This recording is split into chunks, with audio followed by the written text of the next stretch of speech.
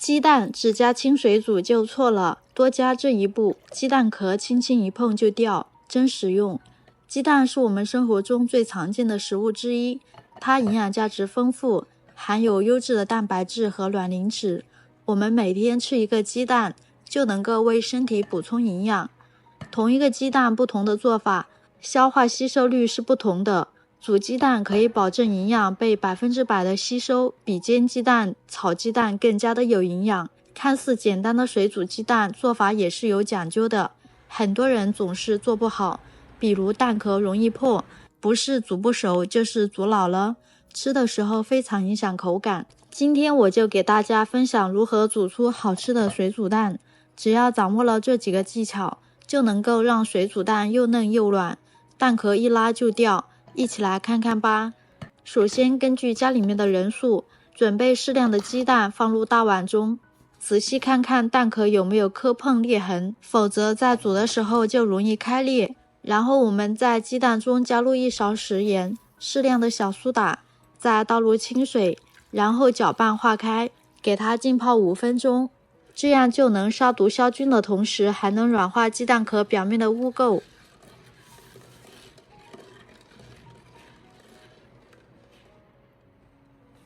時間到後，我們再用紙巾把表面沖洗乾淨，清洗仔細一點，因為雞在下蛋的時候，表面會帶有很多的雜質，像細菌、雞糞等髒東西，如果稍不注意的話，就會被我們的人體所食用，這樣是非常不好的。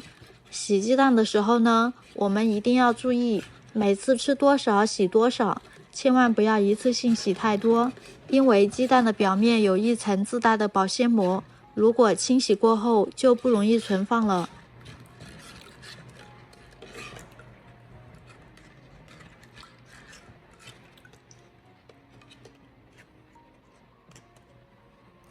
冲洗過後，我們再放入清水中漂洗一遍。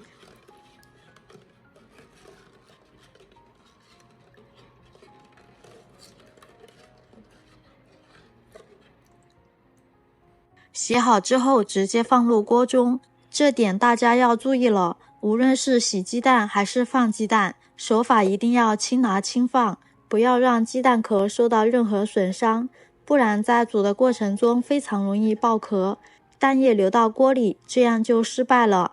煮雞蛋還有一大忌，就是一定不要用熱水下鍋，如果加入熱水甚至是沸水中，會因為冷熱溫差過大，導致雞蛋破裂爆殼，而熱水中的雞蛋會不停地在鍋內翻滾，在蛋白還沒有凝固的情況下，蛋殼也很容易被撞破。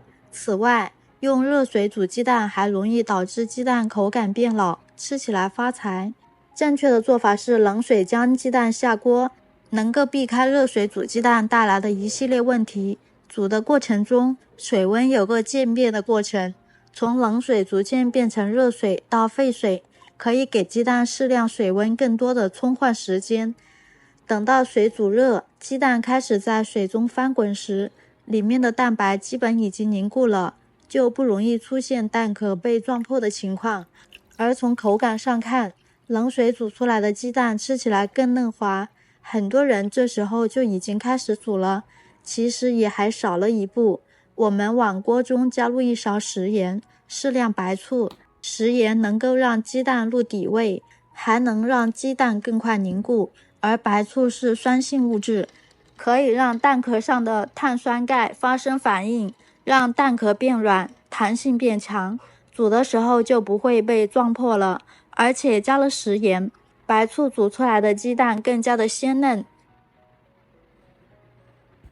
煮雞蛋的火候也很講究，水開過後，我們轉中火開始煮，然後蓋上蓋子，開火慢慢煮。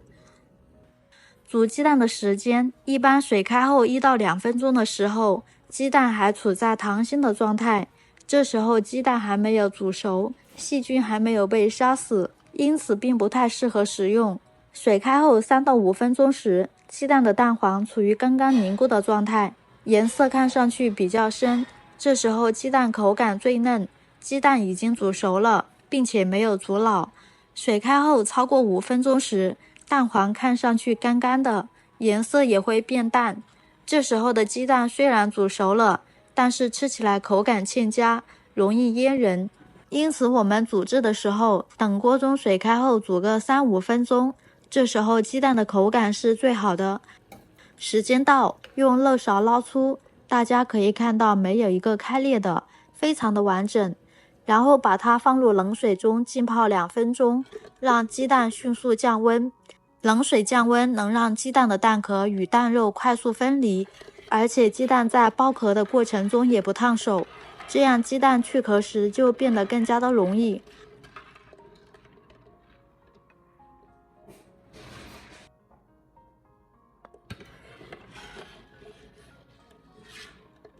時間到，我們撈出，裝入盤中。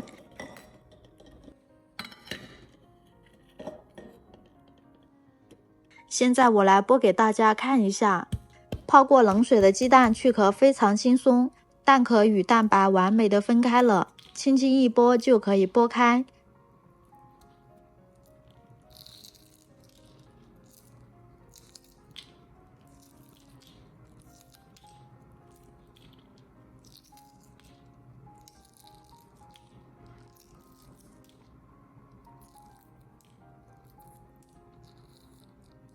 大家看一下，现在鸡蛋是不是特別的完整，而且 QQ 彈彈的，看上去就非常的嫩。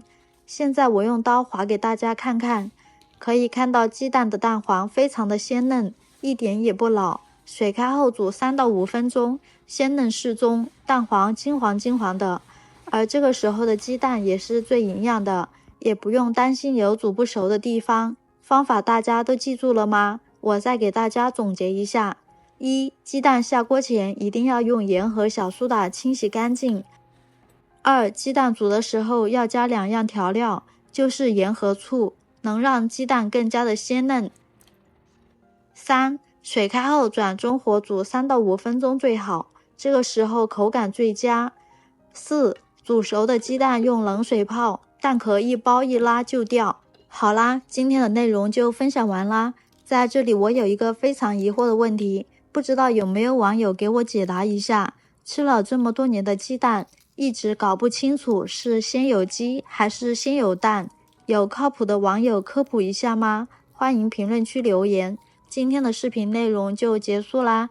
如果我分享的內容對你有幫助，別忘了動動你發財的小手，幫我點個讚，加個關注，記得也分享給家人朋友學習一下哦。好啦，我們下期再見，拜拜。